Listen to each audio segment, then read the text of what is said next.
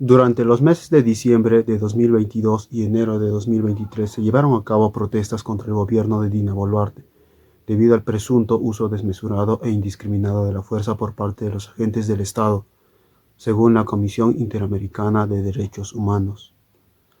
En la ciudad de Juliaca, en el caso de Puno, la comisión informó sobre el uso excesivo de la fuerza por parte de los agentes, quienes atacaron a los manifestantes con piedras, palos y pirotécnicos.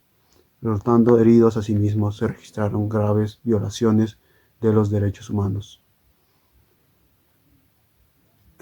En Lima, Arequipa, Ica y Ayacucho, con un alto número de fallecidos y heridos por perdigones. Estas violaciones afectaron tanto a los manifestantes como a personas no involucradas en las protestas.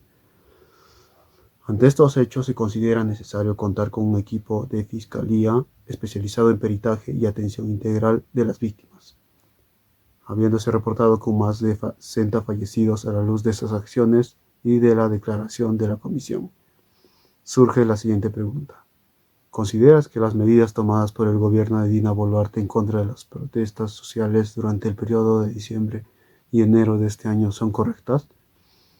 Para responder a esta controversia, se tuvo en cuenta las acciones realizadas por los agentes del Estado y las declaraciones dadas por la Comisión Interamericana de Derechos Humanos, mencionando las violaciones que se atentaron.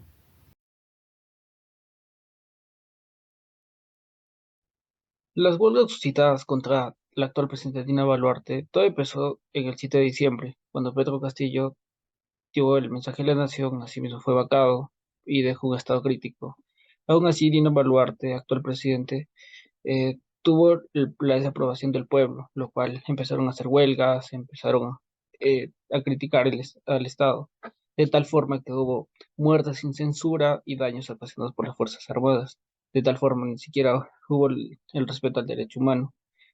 Eh, Tanto así que el general de la ONU, bueno, el secretario, pidió y hizo un llamado para siempre hacer el diálogo y una solución pacífica. De tal forma no fueron tan escuchados y el pueblo siguió. Al ser el pueblo vulnerar sus derechos, viéndose a cabo las muertes y el desorden que hubo en el país, consagrándose en el artículo 4 de las Declaraciones de los Derechos Humanos y los Deberes del Hombre, en lo cual se vio que no se respetaron los derechos humanos de cada persona. De tal forma hubo violencia, hubo disparos contra el propio pueblo y no hubo los principios de cada persona, a pesar de que existe la libertad de expresión para ser escuchados y no ser vulnerados sus derechos. Y la protesta nunca es mala, simplemente quieren ser escuchados. Y el Estado no pudo con eso, lo cual se fue a la violencia y todo fue criminalizado. En segundo lugar, desde un enfoque ético, las graves violaciones a los derechos humanos durante las protestas en Perú, como el uso desproporcionado, indiscriminado y letal de la fuerza, el abuso de autoridad y el uso de armas de fuego, son profundamente condenables. Estas acciones van en contra de los principios fundamentales de la ética, como el respeto a la vida, la dignidad y los derechos inherentes de cada individuo. La actuación del Estado peruano al violar los derechos humanos de manera sistemática y violenta demuestra una clara falta de consideración por la justicia y protección de los derechos de sus ciudadanos desde una perspectiva moral.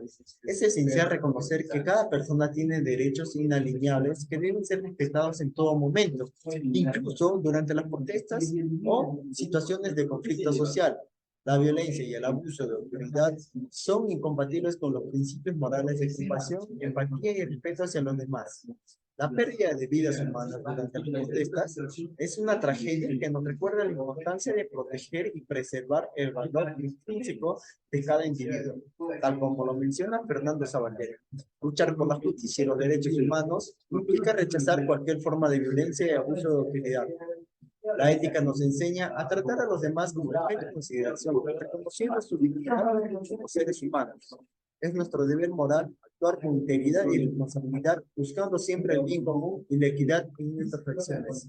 Ética para amadores. Finalmente, como podemos ver, en estas protestas lo que principalmente se ha estado vulnerando es la dignidad, pues el hecho de ver muchas personas fallecidas nos da a entender que el Estado no tiene una racionalidad para controlar dichas protestas y que se ha estado limitando nuestra libertad.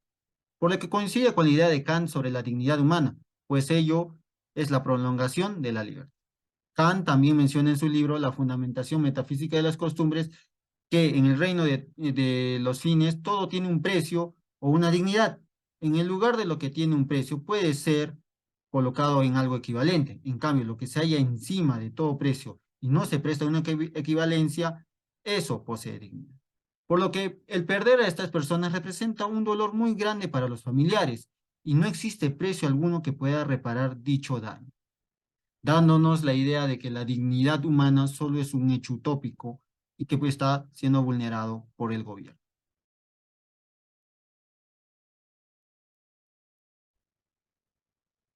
Para concluir, nosotros estamos en total desacuerdo, ya que la forma en la que se ampliaron el conflicto frente a las protestas y reclamos en nuestro país, estas brindaron por organismos internacionales que realizaran las visitas y recopilaciones de datos de los cuales ocurridos en el periodo de diciembre de 2022.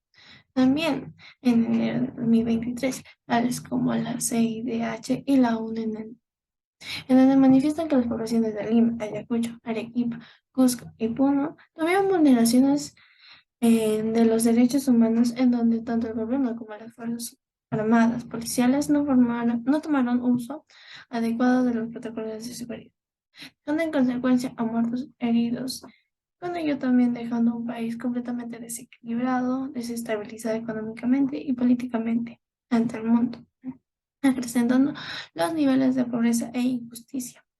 Para esto, para que vuelva la calma y la democracia en el país, recomendaríamos la investigación y sanción oportuna por el Poder Judicial de todos los culpables de estos hechos nefastos, ya que sin culpables imperará la injusticia llevándonos al caos.